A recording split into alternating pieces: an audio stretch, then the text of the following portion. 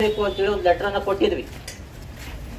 ಅದಕ್ಕೆ ಹೋಗೊಟ್ಟು ನಮ್ಮ AEE ಸಾಹೇಬರು, ವಿನಯ್ ಕುಮಾರ್ ಅವರು, ಬೆಂಗಳೂರು ಗ್ರಾಮಾಂತರ ಜಿಲ್ಲೆಯ EE ಎಕ್ಸಿಕ್ಯೂಟಿವ್ ಇಂಜಿನಿಯರ್ ಅವರನ್ನ ಶಿವಕುಮಾರ್ ಸಾಹೇಬ್ರನ್ನ ಕರೆಸಿದ್ದಾರೆ. ನಮ್ಮ ಎಲ್ಲ ಸಮಸ್ಯೆಗಳನ್ನ ಅವರಲ್ಲಿ ತೋಡ್ಕೋಬಹುದು ಅಂತೇಳಿ, ಇವರಿಬ್ಬರಲ್ಲಿ ತೋಡ್ಕೋಬಹುದು ಅಂತೇಳಿ ನಾನಂತೂ ಭಾವಿಸಿದ್ದೀನಿ. ಅದಕ್ಕೆ ಪರಿಹಾರನೂ ಸಹ ಸಿಗ್ತದೆ ಅಂತೇಳಿ ನಾವು ತಿಳ್ಕೊಂಡಿದ್ದೀವಿ. ಮನವಿಯನ್ನ ನಿಮ್ಮ ಗಮನಕ್ಕೆ ತರಬಿಡ್ತೀನಿ ಸರ್. ಇದರಲ್ಲಿ ಏನಿದೆ ಅನ್ನೋದು ಮೊದಲು ನಿಮ್ಮ ಗಮನಕ್ಕೆ ಬರಲಿ. ಇದು ಕರ್ನಾಟಕ ರಾಜ್ಯ ನೇಕಾರ ಹಿತರಕ್ಷಣಾ ಸಮಿತಿಯಿಂದ ನಡೀತಾ ಇರುವಂತಹ ಪ್ರತಿಭಟನೆ.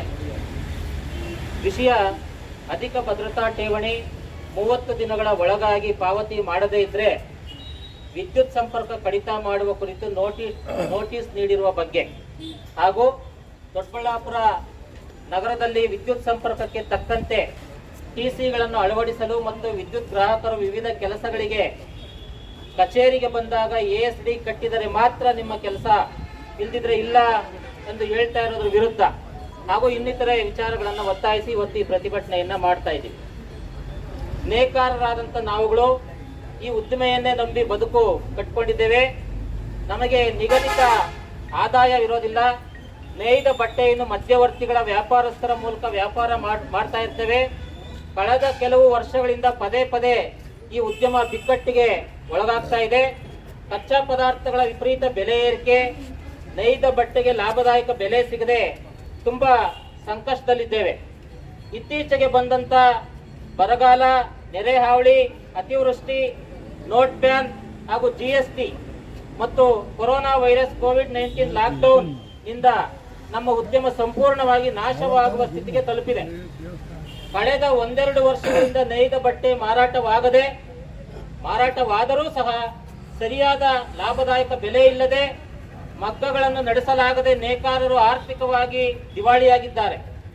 ಮಕ್ಕಳ ಶಿಕ್ಷಣಕ್ಕಾಗಿ, ಕುಟುಂಬದ ಆರೋಗ್ಯಕ್ಕಾಗಿ, ವಸತಿಗಾಗಿ ಅಭದ್ರತೆಯಲ್ಲಿರುವ ನಾವುಗಳು ವಿವಿಧ ರೀತಿಯ ಸಾಲ ಸೋಲಗಳಿಂದ ನೇಕಾರಿಕೆಯನ್ನು ಮುಂದುವರಿಸುತ್ತಿದ್ದೇವೆ. ಮಾರುಕಟ್ಟೆಯ ಅಸ್ಥಿರತೆಯಿಂದ ಸಾಲದ ಸುಳಿಯಲ್ಲಿ ಸಿಲುಕಿ ಅನ್ನದಾತರ ರೈತರ ರೀತಿಯಲ್ಲಿಯೇ ವಸ್ತ್ರದಾತರಾದ ನೇಕಾರರು ಇತ್ತೀಚೆಗೆ ಆತ್ಮಹತ್ಯೆ ಮಾಡಿಕೊಳ್ಳುತ್ತಿದ್ದಾರೆ. ರಾಜ್ಯದಲ್ಲಿ ಈಗಾಗಲೇ 51 ಜನ ಆತ್ಮಹತ್ಯೆ ಮಾಡಿಕೊಂಡಿದ್ದಾರೆ. ನಮ್ಮ ನೇಕಾರರ ಹಲವು ರೀತಿಯ ಸಮಸ್ಯೆಗಳನ್ನು ಸರ್ಕಾರಗಳ ಗಮನ ಸೆಳೆದಾಗ ನಮಗೆ ಕಳೆದ 1 ವರ್ಷದಿಂದ ಕರ್ನಾಟಕ ರಾಜ್ಯ ಸನ್ಮಾನ್ಯ ಸಿದ್ದರಾಮಯ್ಯರವರ ಸರ್ಕಾರ ಉಚಿತ ವಿದ್ಯುತ್ ನೀಡುತ್ತಿದೆ.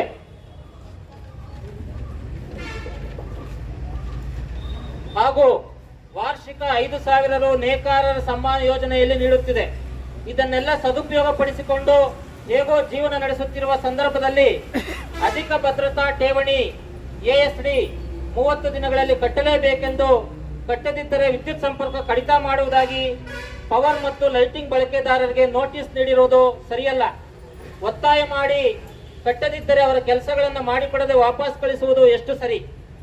ಕರೇನಹಳ್ಳಿ, ಭುವನೇಶ್ವರಿ ನಗರ, ಶ್ರೀನಗರ, ಕಾಸ್ಬಾಗ್, ದರ್ಗಾಜೋಗಳ್ಳಿ, ಶಾಂತಿನಗರ, ಮುತ್ತೂರು, ಸಿದ್ದೇನಾಯಕನಹಳ್ಳಿ, ವಿದ್ಯಾನಗರ ಸೇರಿದಂತೆ ದೊಡ್ಡಬಳ್ಳಾಪುರ ನಗರದ ಅಂಚಿನ ಭಾಗದಲ್ಲಿರುವ ಇನ್ನೂ ಮುಂತಾದ ಪ್ರದೇಶಗಳಲ್ಲಿ ಹೆಚ್ಚುವರಿ ವಿದ್ಯುತ್ ಸಂಪರ್ಕಗಳ ಬೇಡಿಕೆ ಇರುವುದರಿಂದ ಇಂತಹ ಕಡೆ ಅಗತ್ಯವಿರುವ ಹೆಚ್ಚಿನ ಸಾಮರ್ಥ್ಯವಿರುವ TCಗಳನ್ನು, ವಿದ್ಯುತ್ ಪರಿವರ್ತಕಗಳನ್ನು ಅಳವಡಿಸಲು ಸಾಕಷ್ಟು ಬಾರಿ ಹಲವಾರು ವರ್ಷಗಳಿಂದ ಕೇಳುತ್ತಿದ್ದರೂ ಸಹ ಈ ಬಗ್ಗೆ ಯಾವುದೇ ಕ್ರಮಗಳಿಲ್ಲದೆ ಇರುವುದು ಎಷ್ಟು ಸರಿ?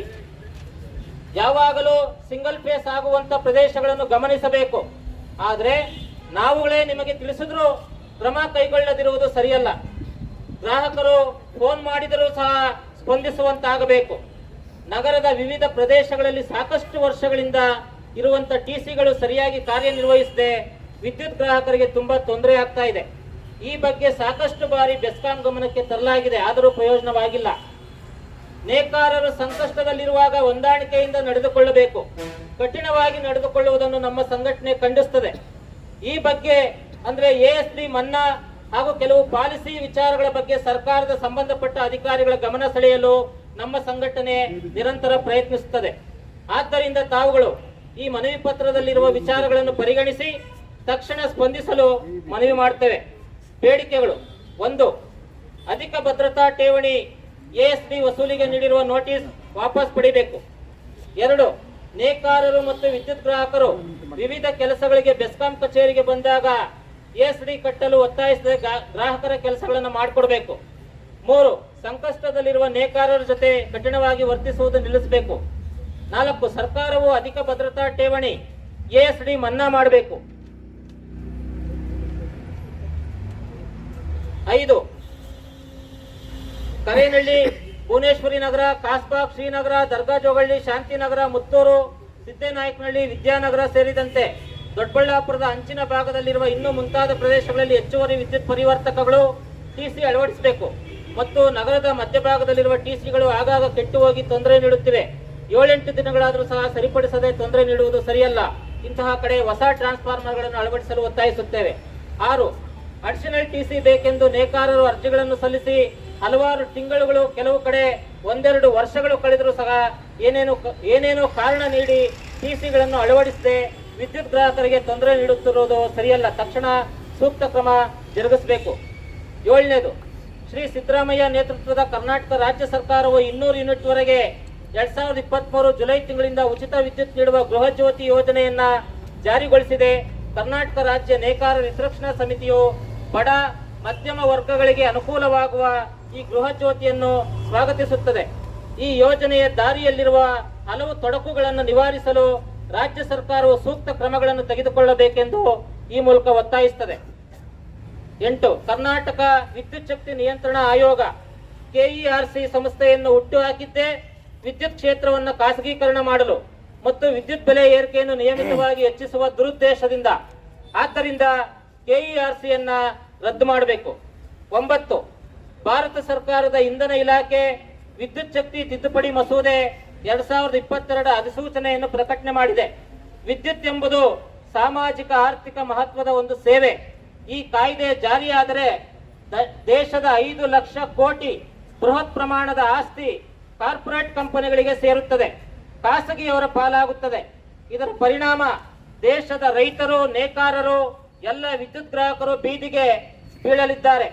ಆದ್ದರಿಂದ ವಿದ್ಯುತ್ ಕ್ಷೇತ್ರದ ಖಾಸಗೀಕರಣ ಮಾಡಬಾರದು ಮತ್ತು ಇದರ ಭಾಗವಾಗಿ ಜನರಿಗೆ ಸಿಗುತ್ತಿರುವ ಎಲ್ಲ ರೀತಿಯ ಸಬ್ಸಿಡಿಗಳನ್ನು ರದ್ದು ಮಾಡಲು ಹಾಗೂ ದರಗಳನ್ನು ಏರಿಸಲು ವಂಚಕ ಕ್ರಮವಾಗಿ ನೇರ ನಗದು ವರ್ಗಾವಣೆ DBT ನೀತಿಯನ್ನ ಜಾರಿಗೊಳಿಸುತ್ತಿದೆ. DBT ಮೂಲಕ ಜನರನ್ನು ವಂಚಿಸುವುದು ಹೇಗೆಂದು ಅಡುಗೆ ಅನಿಲ ಸಿಲಿಂಡರ್ ವಿಚಾರದಲ್ಲಿ ಈಗಾಗಲೇ ಗೊತ್ತಾಗಿದೆ. ಜೊತೆಗೆ ಪ್ರೀಪೇಡ್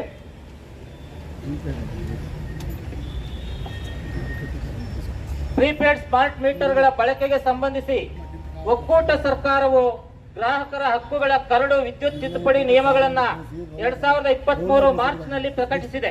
ಪ್ರಸಕ್ತ ಕೇಂದ್ರ ಸರ್ಕಾರ ಅನುಸರಿಸುತ್ತಿರುವ ವಿದ್ಯುತ್ ನೀತಿಯು ಅತ್ಯಂತ ಜನವಿರೋಧಿಯಾಗಿದೆ. ಇದು ವಾಪಸ್ ಆಗಬೇಕು ಅಂತೇಳಿ ಒಟ್ಟು ಇಷ್ಟು ಬೇಡಿಕೆಗಳನ್ನ ತಮ್ಮ ಗಮನಕ್ಕೆ ತರ್ತಾ ಇದ್ವಿ. ಮತ್ತೆ ಮಾನ್ಯ ಸಿದ್ದರಾಮಯ್ಯನವರಿಗೂ ಸಹ ಈ ಮನವಿ ಪತ್ರವನ್ನು ಕೊಡ್ತಾ ಇದ್ವಿ, ಇಲಾಖೆಗೂ ಸಹ ಕೊಡ್ತಾ ಇದ್ವಿ.